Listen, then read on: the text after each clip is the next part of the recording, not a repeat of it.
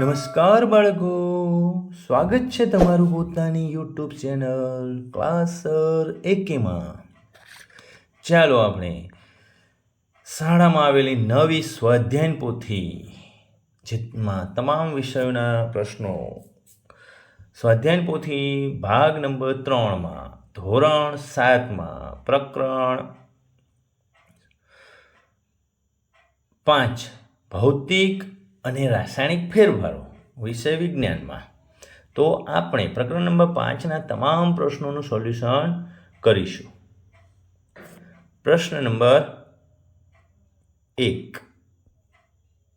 ખાંડનું દ્રાવણ બનાવવું એ કેવો ફેરફાર છે?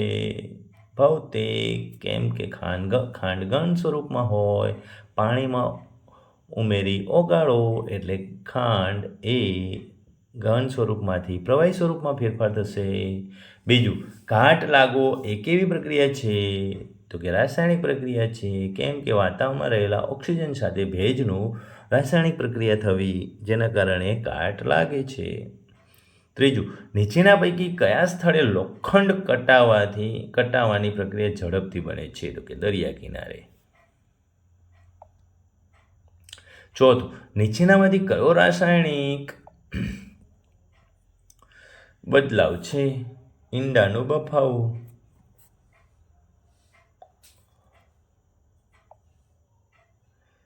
પાંચમું, પાણીમાં મીઠું ઓગળવું એ પરિવર્તનશીલ બદલાવ કહી શકાય, કારણ કે પાણીનું બાષ્પીભવન કરીને મીઠું પાછું મેળવી શકાય. છઠ્ઠું, વિનોદ ચૂનાના નીતર્યા પાણીમાં કોઈ વાયુ પસાર કરે છે તો તે દૂધિયા રંગનું બને છે. આ વાયુનું નામ CO2 કાર્બન ડાયોક્સાઇડ. સાતમું, લોખંડને ગેલ્વેનાઇઝ કરવા કઈ ધાતુ વપરાય છે? ઝિંક. ઝિંકનું બીજું નામ જસત. ખાલી જગ્યા પૂરો. આઠમું, પદાર્થનો આકાર એ પદાર્થનો ખાલી જગ્યા ગુણધર્મ છે. ભૌતિક. નવમું, લોખંડના ટુકડાને થોડા દિવસ સુધી ખુલ્લો મૂકી દેતા તેના પર કથ્થાઈ રંગનું સ્તર બને છે. આ કથ્થાઈ રંગનો પદાર્થ ખાલી જગ્યા છે. કાટ. 10મું, નીચે આપેલી પ્રક્રિયાઓમાં થતા ફેરફારનું ભૌતિક તથા રાસાયણિક ફેરફારમાં વર્ગીકરણ કરો. ફળનું બગડવું, સોનાના દાગીના બનાવવા, લિટમસ પત્રનું રંગ પરિવર્તન, મીણનું પીગળવું, ચોખામાંથી ભાત બનવો, ઓઝોનના પડનું તૂટવો, પ્રકાશ સંશ્લેષણ. તો કે ભૌતિક ફેરફારોમાં કયા કયા ફેરફાર આવશે? તો કે મીણનું પીગળવું, સોનાના દાગીના બનાવવા. રાસાયણિક ફેરફારમાં કયા કયા ફેરફાર આવશે? તો કે લિટમસ પત્રનું રંગ પરિવર્તન, ફળનું બગડવું, પ્રકાશ સંશ્લેષણ, ઓઝોન પડનું તૂટવું, ચોખામાંથી ભાત બનાવવા. ત્રીજું, નીચેના પારિભાષિક શબ્દો સમજાવો. સ્ફટિકીકરણ, પદાર્થના સંતૃપ્ત દ્રાવણોમાંથી પદાર્થને સ્ફટિક સ્વરૂપે મેળવવાની પ્રક્રિયાને સ્ફટિકીકરણ કહે છે. 12મું, ગેલ્વેનાઇઝેશન, કટાઈ ગયેલા લોખંડ પર ઝીંકનું પાતળું પડ ચડાવવાની પ્રક્રિયાને ગેલ્વેનાઇઝેશન કહે છે. પ્રશ્ન નંબર 4, નીચેના પ્રશ્નોના માંગ્યા મુજબ જવાબ આપો. 13, રાસાયણિક ફેરફારો સાથે વધારાની કઈ કઈ ઘટનાઓ બની શકે? રંગ પરિવર્તનની ઘટના, ઉષ્મા, પ્રકાશ, ધ્વનિ અને વિદ્યુત ઉર્જા ઉત્પન્ન થાય કે શોષાય, ગંધમાં પરિવર્તન થાય અથવા વાયુઓ ઉત્પન્ન થાય. 14મું, નિસર્ગ મેગ્નેશિયમની પટ્ટી સળગાવે છે. તેનું અવલોકન કરતાં તેમને શું જોવા મળશે? તે રાસાયણિક સમીકરણ સહિત સમજાવો. મેગ્નેશિયમની પટ્ટી સફેદ જ્યોત સાથે સળગે છે. રાસાયણિક સમીકરણ છે 2Mg+O2 MgO. આપણે આખું રાસાયણિક પ્રક્રિયા શબ્દ મેગ્નેશિયમની પ્રક્રિયા ઓક્સિજન સાથે થાય, ગરમ થાય કે ઠંડુ પડે શું થાય તો ગરમ જ થાય. તો કે અતિજ્યોત સાથે સળગે છે અને મેગ્નેશિયમ ઓક્સાઇડ ઉત્પન્ન કરે છે. 15. તમે અવલોકન કરેલું હોય તેવી કોઈ પણ એક સ્ફટિકીકરણની પ્રક્રિયા વર્ણવો. એક બીકર લો, તેમાં 1 કપ પાણી ભરો, ત્યારબાદ પાણીને ગરમ કરો. પાણી ઉકળે ત્યાં સુધી ગરમ કરો. હવે તેમાં કોપર સલ્ફેટનો ભૂકો ઉમેરતા જાઓ અને મિશ્રણને હલાવતા રહો. જ્યારે દ્રાવણમાં વધુ કોપર સલ્ફેટ ઓગળતો બંધ થાય ત્યારે દ્રાવણને ગાળી લો. આ દ્રાવણને થોડા કલાકો સુધી સ્થિર પડ્યું રહેવા દો. ત્યારબાદ તેમાં સ્ફટિક દેખાય છે કે કેમ તે તપાસો. આ દ્રાવણમાં કોપર સલ્ફેટના મોટા સ્ફટિકો જોવા મળશે. પ્રશ્ન નંબર 5. નીચેના વિધાનો માટે વૈજ્ઞાનિક સમજૂતી આપો. 16.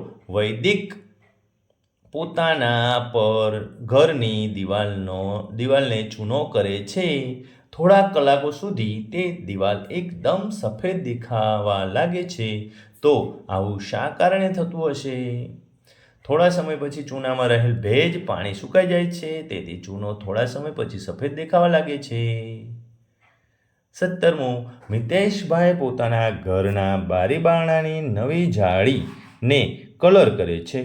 તેઓ આવું શા માટે કરતા હશે? મિતેશભાઈના ઘરની જાળી લોખંડની હોય. લોખંડ વાતાવરણમાં રહેલ ઓક્સિજન અને ભેજ સાથે રાસાયણિક પ્રક્રિયા કરે છે. ભેજ સાથે રાસાયણિક પ્રક્રિયા કરી ઓક્સિજનની હાજરીમાં તેના પર કાટ લાગે છે. જેથી મિતેશભાઈ નવી જાળીને કલર કરતા લોખંડ ભેજના સીધા સંપર્કમાં આવે નહીં. તેવું કરશે જેથી તેને કાટ ન લાગે. 18. કોપર સલ્ફેટના દ્રાવણમાં લોખંડની ખીલી થોડો સમય મૂકી રાખતા તેનો વાદળી રંગ લીલો બને છે. આ ઘટનાને સમજ આપો. કોપર સલ્ફેટના એસિડિક દ્રાવણમાં લોખંડની ખીલી મુક્ત સ્વરૂપે રાખતા તેના પર રાસાયણિક પ્રક્રિયા થઈ આયર્ન સલ્ફેટ બને છે અને કોપર છૂટું પડે છે, જે લોખંડના ખીલી પર જમા થતાં લોખંડની ખીલી કથ્થાઈ રંગની બની જાય છે. કોપર સલ્ફેટનું વાદળી દ્રાવણ આયર્ન સલ્ફેટ બનાવવાને લીધે તેનો રંગ લીલો રંગ બને છે. CuSO4 સાથે આયર્ન સલ્ફેટ FeSO4 બનાવે છે અને કોપરની હાજરી હોય છે. પ્રશ્ન નંબર 6. નીચેના પ્રશ્નોના મુદ્દાસર જવાબ લખો. 19. લોખંડનું કટાવવું એટલે શું? લોખંડ કટાવવાના કારણો અને કાટ લાગતો અટકાવવાના ઉપાયો સવિસ્તાર વર્ણવો. લોખંડની વસ્તુ ભેજની હાજરીમાં હવામાં રહેલા ઓક્સિજન સાથે પ્રક્રિયા કરી અથવા સંયોજાઈને કથ્થાઈ રંગનો લોખંડનો ઓક્સાઇડ બનાવે છે, જેને લોખંડનું કટાવવું કહે છે.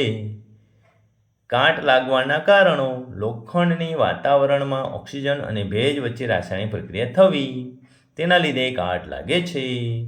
આ કાટ લાગવાનું અટકાવવાના ઉપાયો: લોખંડ પર ઝીંકનો પાતળો ગેલ્વેનાઇઝેશનનો ઢોળ ચડાવવાથી લોખંડ પર કાટ લાગતો નથી, અથવા તો લોખંડને કલરથી રંગી નાખો તો પણ કાટ લાગતો નથી.